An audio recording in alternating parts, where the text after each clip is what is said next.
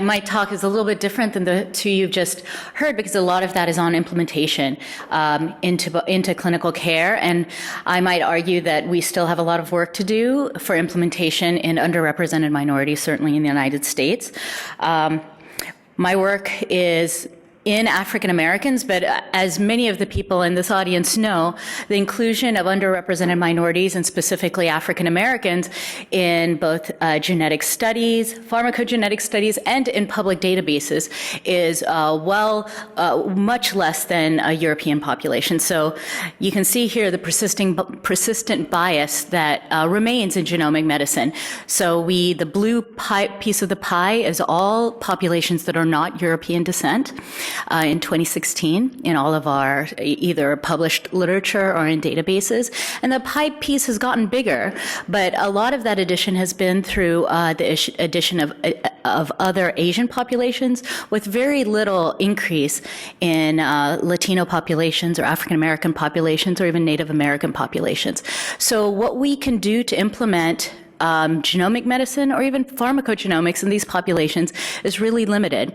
And a lot of that comes down to the fact that there are differences in allele frequency between populations, and there are population-specific variants that may affect specifically response to medications.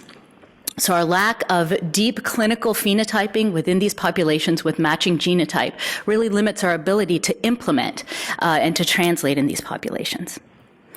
I, of course, study African American pharmacogenomics, and it's an interesting population to study because it really comes to the root of who we are as a human species. And for all of the people who are human geneticists in this audience, it's not surprising to know that African ancestry populations have the most genetic variation of any population on Earth because they're the oldest population. African Americans are admixed between Europeans and Africans, so they have pieces of their genome that come from each of these parental populations, with African Americans averaging about 75% of their genome from Africa. We know there's health disparities, and I know that the IGUS meeting was just before ASHG. The speaker was Fumio Lopate, who does breast cancer in African populations, and she talked about how the driver variants for breast cancer in Nigerian women are not well represented in TCGA, one of our largest genomic repositories for cancer, and that's because there's so few African ancestry patients within those databases. I specifically look at pharmacogenomic phenotypes, so response to medications, and a really well-known and well-studied set of genes is the CYP3A cluster, with CYP3A5 being like the quintessential idea of allele frequency affecting how a variant can change between populations. So you have a splice variant in this drug metabolizing enzyme that a majority of Europeans carry, so they do not have a functioning CYP3A enzyme, while African ancestry populations, most African ancestry people do not carry the variant, so they have a functioning enzyme. And we continue to explore what does this mean for pharmacogenomics and translation of pharmacogenomics. I put this quote up here just because I'm a history buff and I like the intersection of history with science, and this is from the Apartheid Museum. It's a quote from Nelson Mandela: "Humanity was born in Africa. All people ultimately are African." And I put this up here to show the great potential for using the African genome not only to find SNPs that are important for this population and for African Americans, but to uncover novel biology around drug response. So we've talked about warfarin, and many of the speakers have talked about warfarin. I started my work looking at genetic drivers of warfarin response in African Americans, and through the IWPC, which has been mentioned already by Dan as part of PGRN. We did the first GWAS for warfarin, and I bring this up because not for the finding. The finding was important, of course. We found a novel variant that was specific to African Americans, that was clinically relevant for reduced warfarin dose, and was incorporated into the CPIC guidelines last year. But we were unable to understand the underpinnings for this finding. This was an intergenic SNP, and we could not figure out what what the effect of this SNP was on gene expression. And that's because we don't have data in African populations that link gene expression to genotype. At the time, there were lots of studies. This SNP occurs just upstream of the CYP2C9 family of enzymes in liver, but all of that data was done in European descent populations. So we could not link the function of this SNP that was specific to African Americans and their response to warfarin to any sort of mechanism. I want to jump a little bit to our very newest data because, again, this shows the power of using an African-American cohort to discover both biology and really important pharmacogenomic findings. So it took a long time for us to recruit all those African-Americans for warfarin, and so we went back to our collaborators to look at bleeding events, and we actually could only get that in a very small subset of our IWPC cohort. And we were interested in bleeding because this is a serious adverse event to taking warfarin. It's an anticoagulant, so bleeding is a natural adverse event that could happen. 1 to 3% of people on this drug may suffer an adverse event such as bleeding, fatal bleeds. But African Americans suffer disproportionately from bleeds. This previous paper shows that the VCOR variants were not very predictive for unstable INR in those first 30 days of anticoagulation, but the CYP2C9 variants, the ones that we know affect warfarin dose, were highly predictive of fluctuating INRs in those first 30 days. So INR is a way for us to measure the therapeutic effect of warfarin. It's a blood measure. Interestingly, this paper looked at star 2 and star 3 variants. African Americans carry these variants at much lower frequency, specifically the star 3, which is very rare for African Americans. We also know that there are non-genetic reasons people could bleed, chronic renal disease and renal impairment, sex, age, cancer, but we really don't understand the genetics behind bleeding risk in warfarin. So we went through our cohort, and we, as I said, bleeding is a rare phenotype. It's a rare adverse event. So we were able to identify we went and found bleeds that occurred in this population. But I was really interested in pinpointing the genetic aspects of bleeding, not those that may be caused by non-genetic aspects. And for that, we defined our phenotype very narrowly. So as you can imagine, if you took too much of the drug, you would probably be at high risk for bleeding, but that is not genetically driven. You could also have interfering medications. You could have other comorbid conditions that exacerbate this bleeding. So we decided to define our cases as people who bled at an INR less than 4 while on warfarin therapy. And here you can see that I have a little graph here. Most people are trying to target warfarin between 2 and 3. That's the normal therapeutic range for warfarin. But after about 4, that's when you see an increase in intracranial bleeding risk. And we also use this less than 4 INR because for the clinical trials for pharmacogenomic guided warfarin therapy, INR greater than 4 was considered an adverse drug event. So we were trying to take a position of genotyping people that wouldn't necessarily have a high suspicion of bleed. We also increased our bleeding phenotype to those that had a bleed while on warfarin that was considered, that required hospitalization. So this is a little bit less than what we would call a major bleed, but it's a serious clinical bleed. We found 30 cases in our discovery cohort, which overlapped the IWPC cohort that I mentioned before. And then we recruited a completely separate replication cohort with another 40 cases. So this is very few people with bleeds.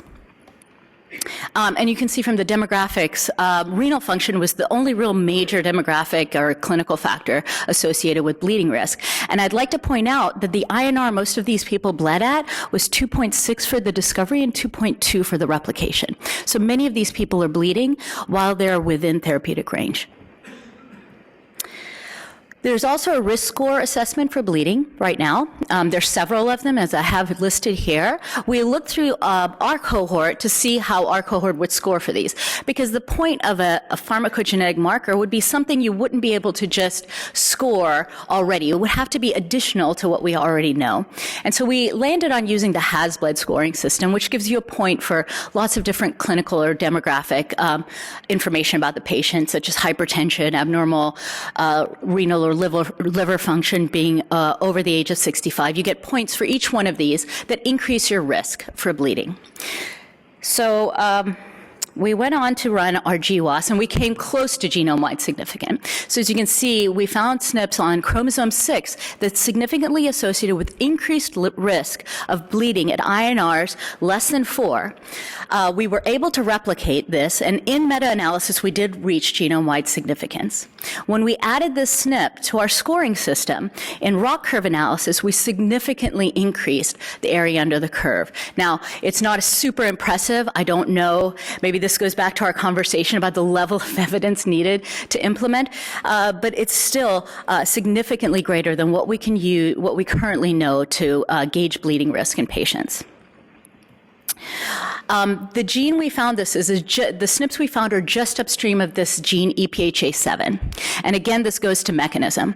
So prior to us finding this, and when I'd never heard of this gene before, until of course it comes up in my GWAS, it's been really implicated in neural development, in different neural cancers, but never in any sort of thrombosis or bleeding phenotypes.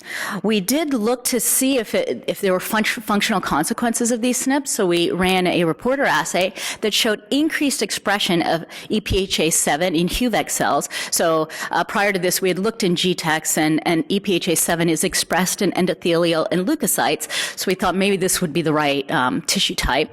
So we see increased expression of the gene when you put the two closest SNPs in this haplotype in a promoter.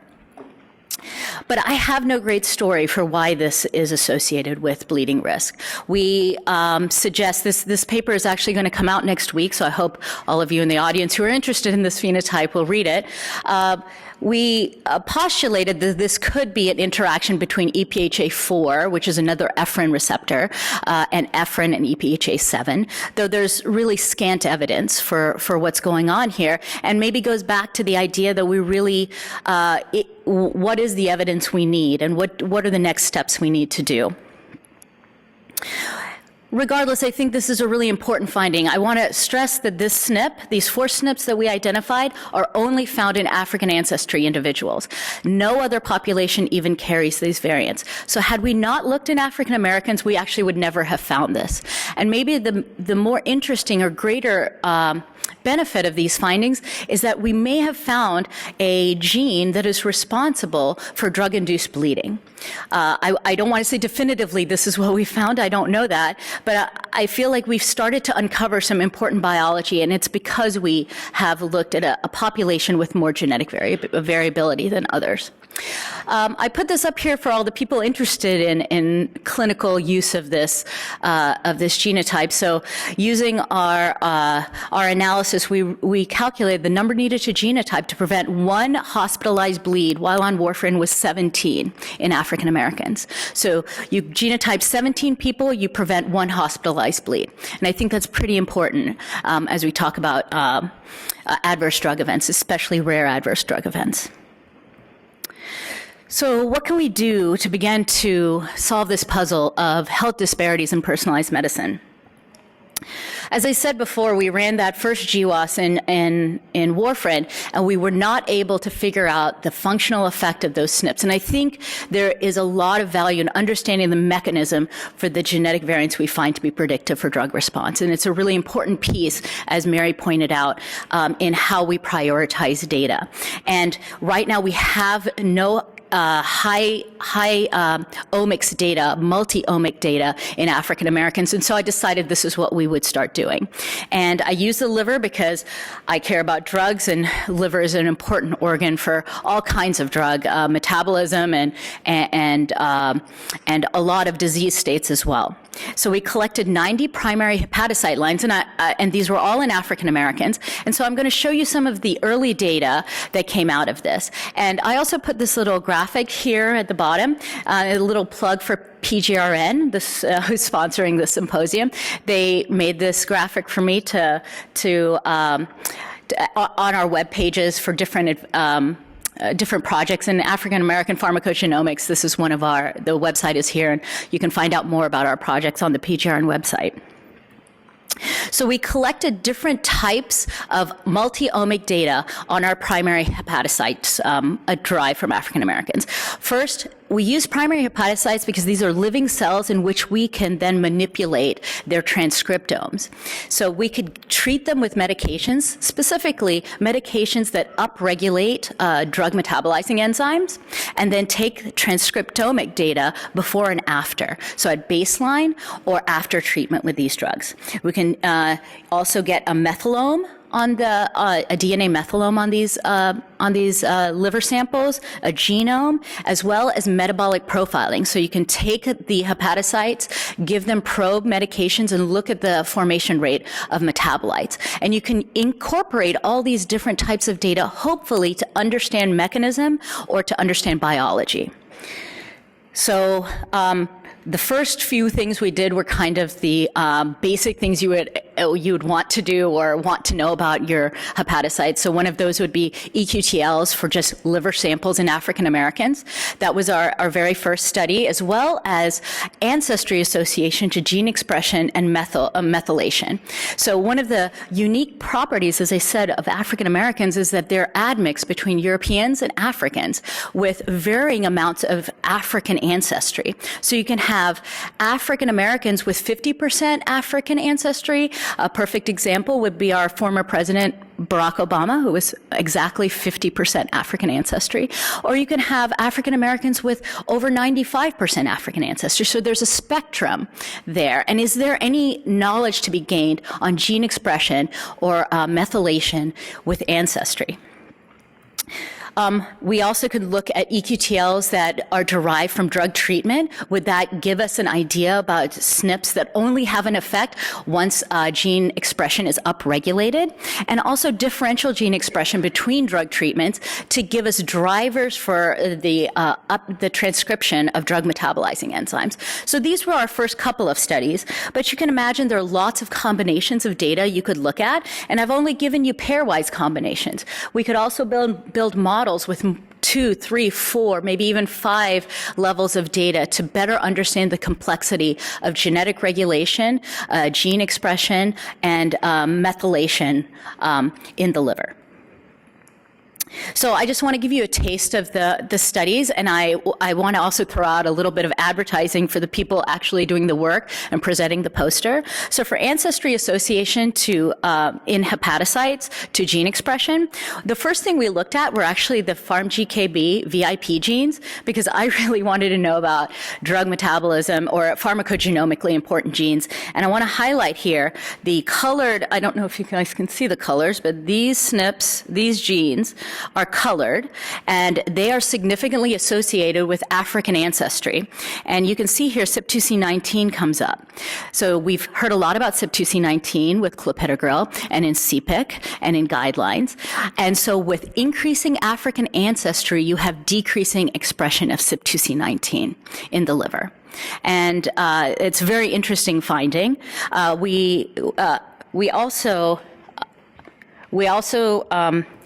did the full compendium of all gene expression as well as ancestry association with the DNA methylation. And this is just a circus plot showing the different sorts of significant associations we found, as well as the genes. So I would encourage you to visit poster number 34 that goes through the full analysis of this data, if you would really like to hear more about it.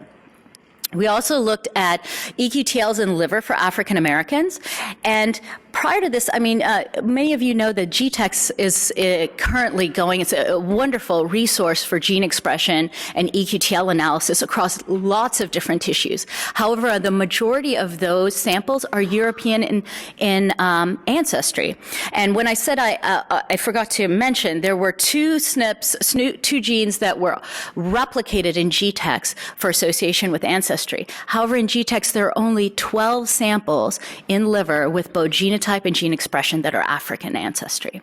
So we are using 60 to 90 liver samples, and they have 12, and that's the comparator we have. Therefore, we don't have a lot of power for replication.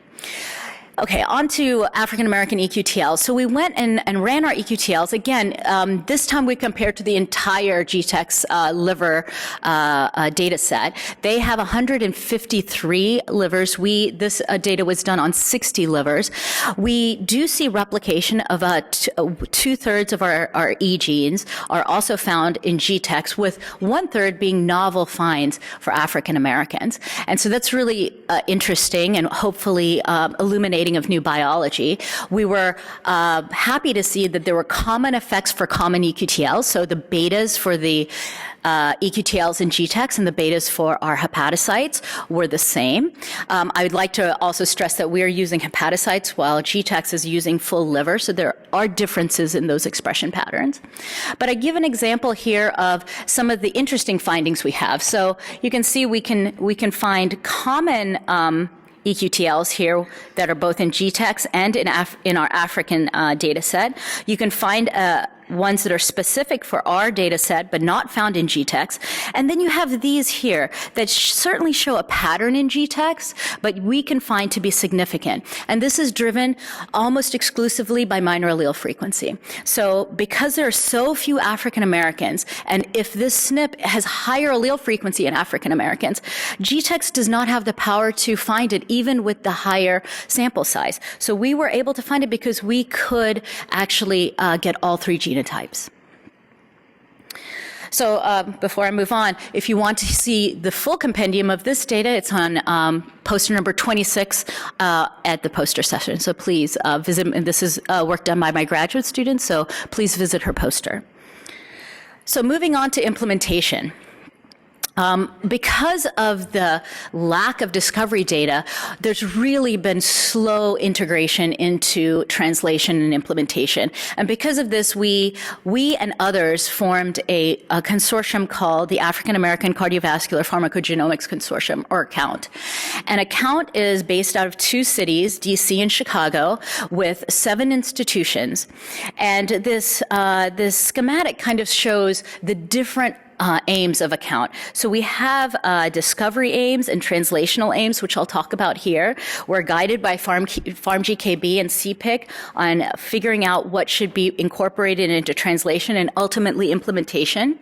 A really important piece of this was making data publicly available. So as we collect data in the discovery arm, we have annotation done through Stanford for our data analysis and harmonization, and we have built an ACCOUNT data commons. This is built on the same platform as the NCI data commons, run by Bob Grossman, to make publicly available all the data that link clinical phenotypes, genotypes, transcriptomes in the individuals that we're recruiting. And that was a very important piece of what we were doing. We also have community-based partners, and I'll show you a little bit of the pilot projects they've created to help encourage the African American community to participate in a lot of genomic and pharmacogenomic research. So as I said, we don't have a lot to implement because everything I've talked about currently is in the discovery phase. We're discovering what needs to be genotyped in African Americans. But we haven't gone through looking at translational outcomes and then how do we implement these findings. And we really have to accelerate that if we want equity in genomic medicine. Our discovery project is recruiting over 2,500 African Americans. We're collecting many different kinds of data, clinical response data, DNA, blood transcriptomes, as well as banking iPSCs for future use. We're started with known antiplatelet and anticoagulant medications, but hope to expand to other medications and responses. And these will feed into our translational project as they become validated. Just to get a sneak peek at what we're looking at clopidogrel, and we started measuring PRU with Verify Now. And I don't have a lot of data, I don't have a lot of results to show you, but it's interesting that the distributions are slightly different. So on the gray bar graph here is the distributions of PRU, or platelet reactivity units, after clopidogrel treatment. These are all patients that have been treated for at least 15 days on clopidogrel. And this is the original clinical trial data that shows after clopidogrel for 15 days, the average PRU is around 102. The average for African Americans is about 185, with several of them over 300. There have been some trials that have linked high PRU levels to stent thrombosis as well as adverse cardiovascular outcomes, though we have not collected our adverse outcomes yet, and we're continuing to recruit for this cohort. To just add a bit of genotype to this, the one study I found that actually published PRU levels with metabolism status is shown here. So you have extensive metabolizers in the dark line and non-extensive metabolizers in this top line, showing their average PRU, and the second half is when they're on clopidogrel. And as you can see, they average right above, almost close to the 230 PRU level. So we have several patients that are much higher than that as well. For the anti-10A, the new oral anticoagulants that are direct inhibitors of 10A, the drugs that are now replacing warfarin, nobody's actually done genome-wide studies of these drugs, mainly because they're not dose titrated, and so the response is thought to be kind of agnostic to how much you need. You should be able to take a dose once or twice a day and get the amount of coagulation you need. So we decided to collect African American genomes and also collect a clinical measure of response, which is the anti-10A activity. And there is no published guidelines on what those levels should be. So I've put in a shaded box here what our clinical lab says those levels should fall in. And all of these, I should mention, were done in the same lab, because anti-10A measures, actually it matters what lab the clinical lab they're performed in. And as you can see, most of our patients and their averages fall right in those shaded boxes, but we do have a few patients here up on the top, and we don't know what that means. Are they suffering any sorts of toxicities or any greater effect of anti-10A anticoagulation? As I said, these are ongoing studies, and we're continuing to recruit. Our translation project is actually using the guidelines you've just heard about, the Dutch guidelines and the CPIC guidelines, to as an extension of the 1,200 patient project run by Dr. Peter O'Donnell at the University of Chicago. So he's now expanded this to inpatients, hospitalized patients at 3 Chicago hospitals. And so we're going to recruit only African Americans and implement PGX guided therapy in them. And so he has here the enrollment schema for the hospitalized patients. This is an all-comers sort of study, preemptively genotyping them for known PGX variants. And then we've actually tried to select African Americans that are high likelihood for readmission. This is just to guarantee the potential use of the PGX guided therapy on their next admission. However, if these patients are on warfarin, they're actually put into a subarm that's shown up here. They'll be split into a clinical trial where half of the group will receive standard of care warfarin dosing, while the other half will receive PGX guided dosing. And this is a mock-up of what that system looks like. So this is preemptive genotyping that gives to the physician the drugs the patient is on, and if there is pharmacogenomic information available to guide their doses. It also gives you alternative medications, and they're using a red, yellow, green stoplight classification, and you can see if you have green lights, you're okay to go ahead with those medications. Here you have a yellow light, but there's an alternative that has a green light. So all of these links are clickable, and then the physician can make a choice for what medication they want to administer. The PGX guided arm is actually guided by the newest PGX guidelines. So you can see there's a bifurcation here in these CPIC guidelines. And this side over here is actually specific for African Americans because there are genetic variants that are only found in African Americans that significantly influence their dose. So we're using these recommendations on this side of the CPIC guidelines now to see if that actually impacts therapy for African Americans. And this is the first time this will be done. The previous trials of genotype-guided warfarin therapy actually did not include any African American specific or African ancestry specific variants. I wanted to end with some of the contributions of our community partners. Actually engaging community-based research for African American pharmacogenomics is incredibly important. As we know, as I showed you in the beginning, we have so few minority populations that participate in genomic research that outreach into communities and expressing how important it is to participate in genomic research is actually a core mission of Account. And so we partner with federally qualified health centers as well as community activity groups to promote the message of participation in pharmacogenomics. And I wanted just to show you a snippet of this video, if it works, that was produced by one of our groups. Certain medications better than other patients do. And we also found that there was a tremendous negative interaction between certain drugs.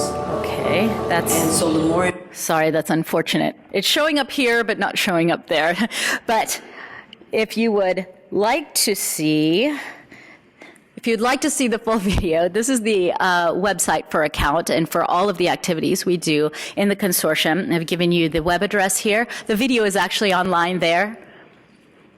Oh, I don't know how to do that. I can see it here. I'm not sure. That's strange. Okay, I'll just tell you the website. Then it's precisionmedicine4all.com. Please visit the website if you'd like to know more about Account.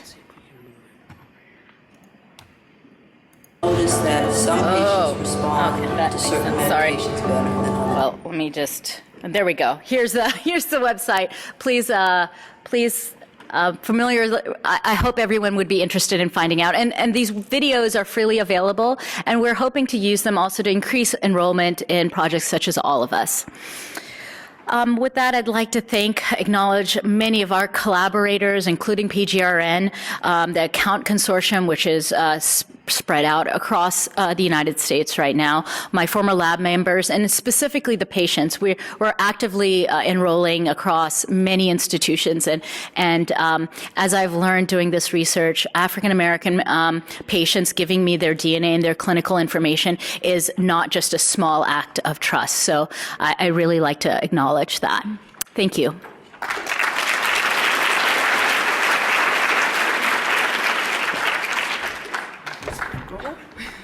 Thank you so much. Questions, comments?